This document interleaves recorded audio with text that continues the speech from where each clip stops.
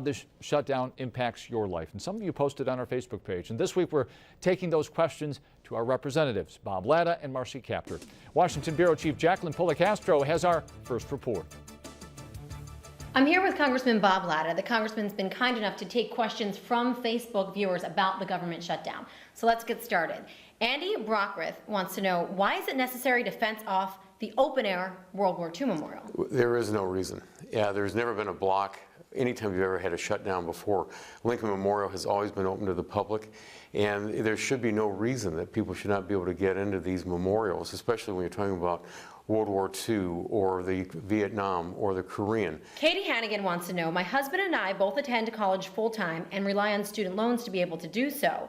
What does this mean for our federal student loans and Pell Grants for the upcoming semester? Well, Pell Grants aren't being affected at all by this, and what might be slowed down is the processing, but the Pell Grants will be going through. Sarah Box Herb says, pretty sad. I tried to help a senior citizen today with some Medicare issues and could not give her accurate information because the website isn't correct due to the government shutdown. That's not right. There's a lot of websites that are not being taken care of that people are going to that need to look things up.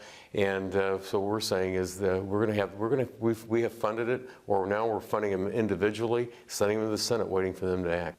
Mike Sauber says, the people who elected you want this issue resolved. How do you convince us that this is about what the people want instead of what you want?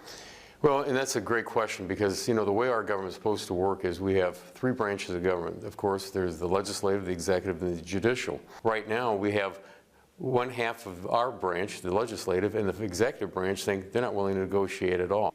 Jackie Flunder asks, why should y'all collect a paycheck for not working when I can't? Well, that's a great question, because what's happened, of course, is that quite a few members, and I've said that during this time when we have a government shutdown, that I'm going to be donating my pay to charity.